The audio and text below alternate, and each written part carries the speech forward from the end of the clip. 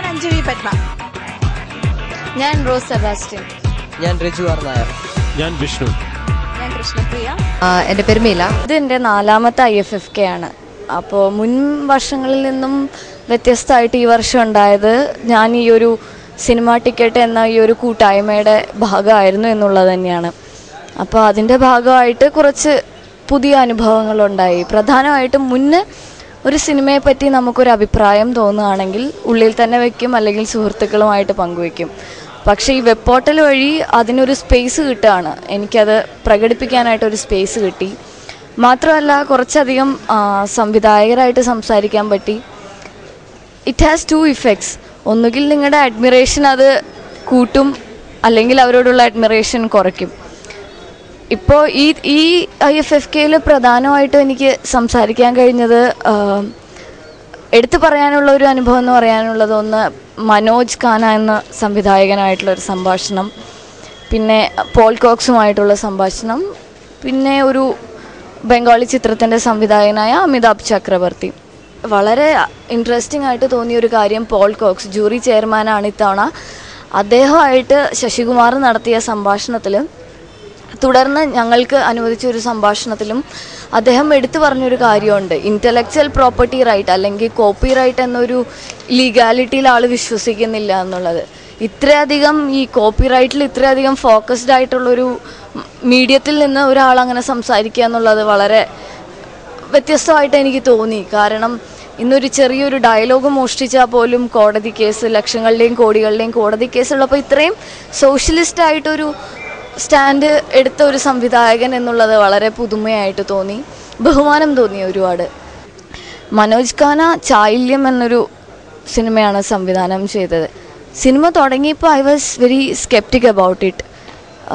മുൻവിധിയോടുകൂടിയാണ് ആ സിനിമയെ സമീപിച്ചത് തന്നെ.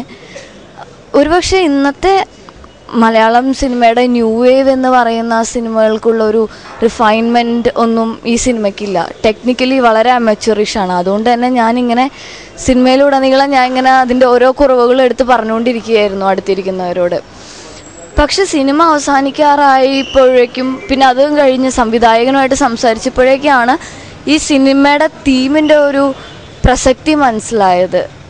അതായത് നമ്മളുടെ ഒരു ആചാരങ്ങൾ, അതിനെയൊക്കെ കാൽപ്പനികമായാണ് പലപ്പോഴും നമ്മൾ എക്സ്പീരിയൻസ് ചെയ്യുകയും പ്രൊജക്റ്റ് ചെയ്യുകയും ചെയ്യാറ്. ഇതങ്ങനെയല്ല. ഒരു തെയ്യം എന്നൊരു അനുഷ്ഠാന കലയിലേക്ക് അതിൻ്റെ പിന്നിലുള്ള കുറേ യാഥാർത്ഥ്യങ്ങൾ, പ്രധാനമായിട്ടും വളരെ വളരെ വ്യത്യസ്തമായൊരു തെയ്യത്തെ, വളരെ കസ്റ്റംസിനെ, കൾച്ചറിനെ, ട്രഡീഷനെ വളരെ വ്യത്യസ്തമായൊരു ഒരു വീക്ഷണകോണിൽ നിന്ന് നോക്കി കാണുക ചെയ്തത്. അത് അതിനുശേഷം സിനിമയ്ക്ക് ശേഷം കുരീപ്പുഴ ശ്രീകുമാർ ആയിട്ടും മനോജ് ഖാനായിട്ടും സംസാരിച്ചപ്പോഴാണ് എനിക്ക് ആ ഒരു പെർസ്പെക്റ്റീവ് മനസ്സിലായത്. പിന്നെ അഡ്മിറേഷൻ പോയൊരു അനുഭവം എന്ന് പറഞ്ഞത് കോസ്മിക് സെക്സ് എന്നൊരു സിനിമയുണ്ടായിരുന്നു. എനിക്ക് തീരെ അപ്പീലിംഗ് ആയിട്ട് തോന്നിയില്ല, വളരെ അൺകൺവിൻസിങ് ആയിട്ട് തോന്നിയൊരു സിനിമയാണ്. അതിനുശേഷം കൂടുതൽ ആ സിനിമ കൊണ്ട് എന്താ ഉദ്ദേശിച്ചതെന്നുള്ള കൂടുതൽ ക്ലാരിറ്റിക്ക് വേണ്ടി സംവിധായകനുമായിട്ട് സംസാരിച്ചു. But he was very intolerant of criticisms. എനിക്ക് ഈ ഫെസ്റ്റിൽ ഇതുവരെ അറ്റൻഡ് ചെയ്തതിൽ ഏറ്റവും ഇഷ്ടം തോന്നിയ ഒരു സിനിമ ചിത്രാംഗത എന്നുള്ളൊരു സിനിമയാണ്. ബംഗാളി ഫിലിമാണ്. ഈ ഒരു സിനിമയിൽ ആ അഭിനയം, ഋതുപർണ ഘോഷിൻ്റെ അഭിനയം വളരെ സ്വാഭാവികമാണ്, വളരെ സട്ടിലാണ്. പിന്നെ എടുത്തു പറയാനുള്ളത് മിഡ് നൈറ്റ്സ് ചിൽഡ്രൻ്റെ സ്ക്രീനിങ് ആയിരുന്നു. ഞാൻ വായിച്ചിഷ്ടപ്പെട്ട ഒരു പുസ്തകം. അപ്പം നമ്മൾക്ക് ഇഷ്ടപ്പെട്ട പുസ്തകങ്ങളാകുമ്പോൾ അതിനെപ്പറ്റി നമുക്കൊരു പൊസസീവ്നെസ് ഉണ്ടാവും. അത് സിനിമയാവുമ്പോൾ നമ്മൾ അതിനെ സ്കെപ്റ്റിക്കായിട്ട് കാണാൻ അതൊരു കാരണമാവും, വായിച്ചിഷ്ടപ്പെട്ട പുസ്തകങ്ങൾ സിനിമയാവുമ്പോൾ. പക്ഷേ this one was not very excellent or anything, but good enough. പിന്നെ IFFK എന്ന് പറയുന്നത് it's more than just films. It's an occasion of get together. പലയിടത്തുള്ള സുഹൃത്തുക്കളെ കാണാൻ കിട്ടുന്ന, വർഷത്തിൽ ഒരിക്കലും കിട്ടുന്ന ഒരു അവസരം ഇതായിരിക്കും. ഒരു പക്ഷേ നമ്മളുടെ ഒരു സിനിമ കാണുക, ആസ്വദിക്കുക, വിമർശിക്കുക എന്നതിനപ്പുറം അത് നമ്മളുടെ ഇൻട്രസ്റ്റ് ഷെയർ ചെയ്യുന്നവരുമായിട്ട് കൂടെ ഇരുന്ന് കാണുക, അവരുമായിട്ട് ചർച്ച ചെയ്യുക, അതിനുള്ളൊരവസരം കൂടെ IFFK കിട്ടുന്നു. വീണ്ടും വീണ്ടും ഞാൻ വരാൻ ആഗ്രഹിക്കുന്ന ഒരു വേദിയാണ് ഈ IFFK. ഇതെൻ്റെ 2ാമത്തെ മേളയാണ്. കഴിഞ്ഞ തവണ എല്ലാ സിനിമകളും കാണാൻ കഴിഞ്ഞിട്ടുണ്ട്. ഇത്തവണ വളരെ ആകസ്മികമായിട്ടാണ് സിനിമ ടിക്കറ്റ് ഓൺലൈനിൽ വർക്ക് ചെയ്യാനായിട്ട് അവസരം കിട്ടിയത്. ആദ്യത്തെ ഒരു എക്സ്പീരിയൻസ് ആയതുകൊണ്ട് എങ്ങനെയാണെന്നൊന്നും അറിയില്ലായിരുന്നു. പിന്നെ അവർ പറഞ്ഞു തന്നതുപോലെയൊക്കെ ചെയ്യാൻ ഞാൻ ശ്രമിച്ചിട്ടുണ്ട്. സിനിമ വളരെ കുറച്ചേ കാണാൻ കഴിഞ്ഞിട്ടുള്ളൂ. കോമ്പറ്റീഷൻ ഫിലിംസ് 4 എണ്ണം കണ്ടിട്ടുണ്ട്. അതിൽ ഇന്ത്യൻ ഫിലിംസിന് കൂടുതൽ ആളുകൾ കയറുന്നതായിട്ട് കാണാൻ കഴിഞ്ഞു. ഏറ്റവും കൂടുതൽ ഇഷ്ടമായ ചിത്രം ഫിലിമിസ്ഥാനാണ്. ഷട്ടറും കുഴപ്പമില്ല എന്ന് തോന്നി. പിന്നെ പിയാത്തയ്ക്ക് വേണ്ടിയുള്ള ക്യൂവിൽ അത് കാണണമെന്നുണ്ടായിരുന്നിട്ട് കൂടി അത് കാണാൻ കഴിഞ്ഞിട്ടില്ല. അത്ര നീണ്ട ക്യൂ ആയിരുന്നു. 2 തവണയും അത് കാണാൻ കഴിഞ്ഞില്ല. രാത്രിയിലുള്ള സിനിമകൾ കാണാൻ കഴിയാറില്ല. പിന്നെ വളരെ നല്ല എക്സ്പീരിയൻസ് ആയിരുന്നു. ഇതിൻ്റെ 2ാമത്തെ മേളയാണ്.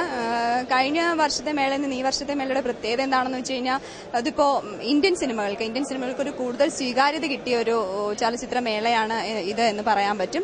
പിന്നെ ഈ വർഷത്തെ ഒരു പ്രത്യേകത എന്ന് വെച്ച് കഴിഞ്ഞാൽ ഞാൻ cinema ticket ഓൺലൈൻ്റെ ഡെസ്കിലെ സ്റ്റാഫാണ്.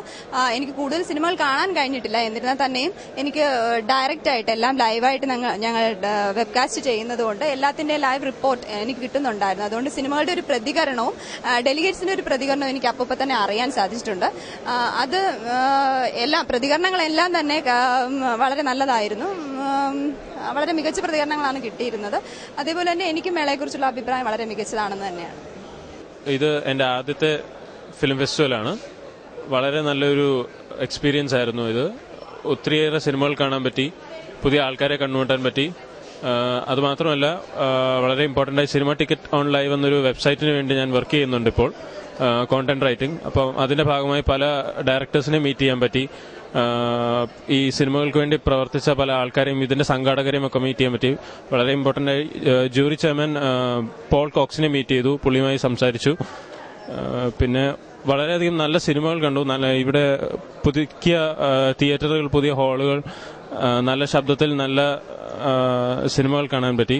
Mid night children, Amur, മെലൻകോളി, അതുപോലെ ഒത്തിരി സിനിമകൾ കണ്ടു. അടുത്ത വർഷവും എന്തായാലും ഇതിന് വീണ്ടും വരും. ഒരു ഓൺലൈൻ മീഡിയയിൽ ആദ്യമായിട്ടാണ് വർക്ക് ചെയ്യുന്നത്. അപ്പോൾ അതിൻ്റെ കണ്ടന്റ് കോർഡിനേറ്റർ എന്നുള്ള നിലയിൽ ഒരുപാട് എക്സ്പീരിയൻസ് എനിക്കുണ്ടായി.